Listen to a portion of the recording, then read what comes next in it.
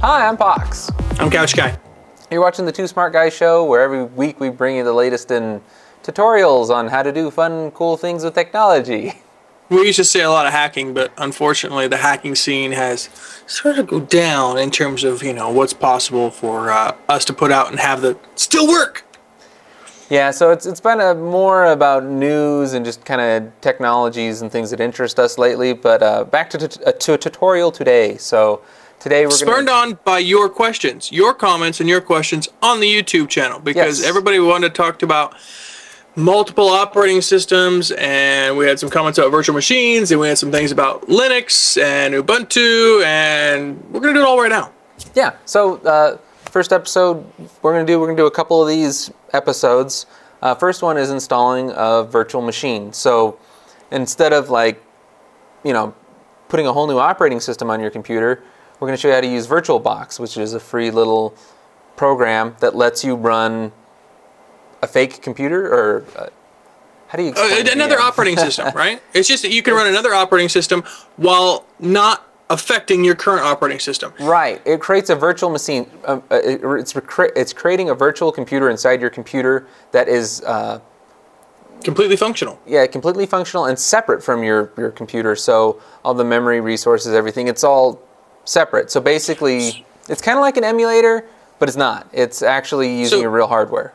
Tell people why you would use a virtual machine versus just cooking your machine or even doing a dual boot, because I don't think people understand the difference. Yeah, so the nice thing about the virtual machine is, for instance, we'll install the latest version of Ubuntu on it because we can. And the cool thing about it is you can just make this image of a hard drive, install Ubuntu to it on your computer, and you can be doing this while you're still using your computer. You don't have to restart your computer and lose everything else that you're working on.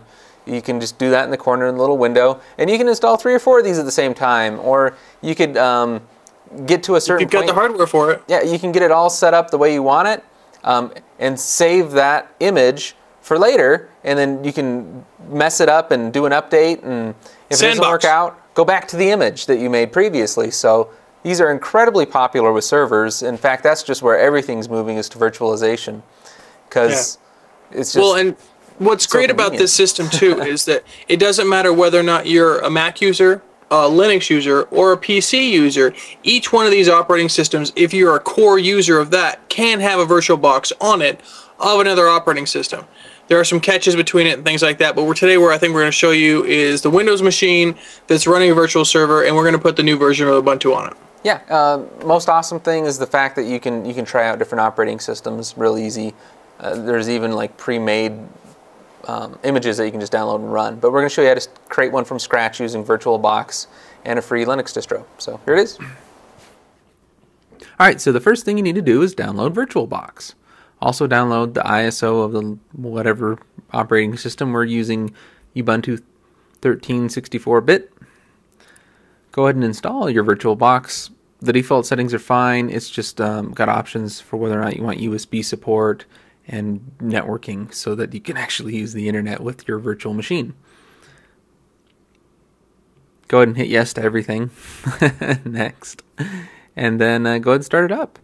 It's pretty straightforward. Little box and a big blue button that says new. We're going to create a new virtual machine.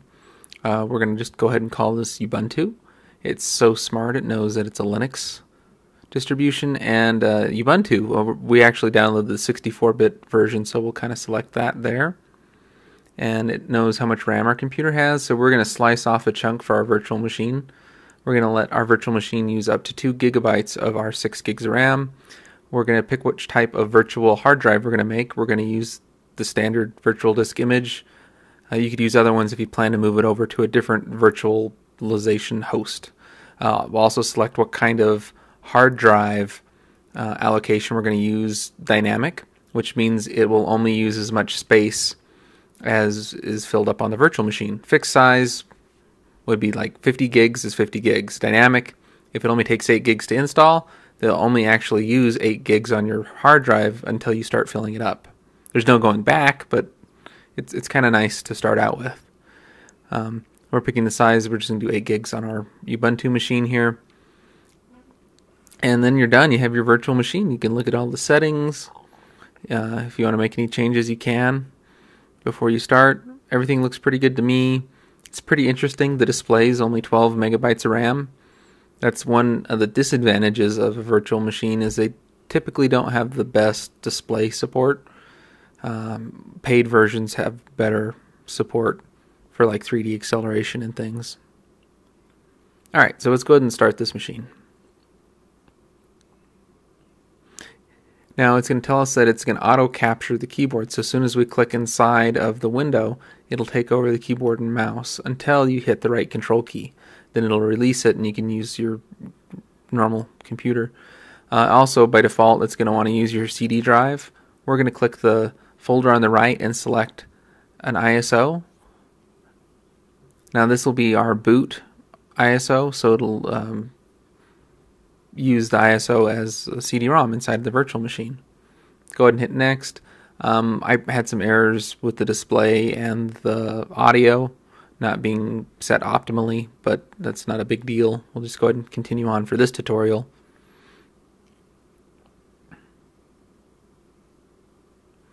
And it starts pretty quick. Right now we can actually just try Ubuntu, or what we're going to do is we're actually going to install it.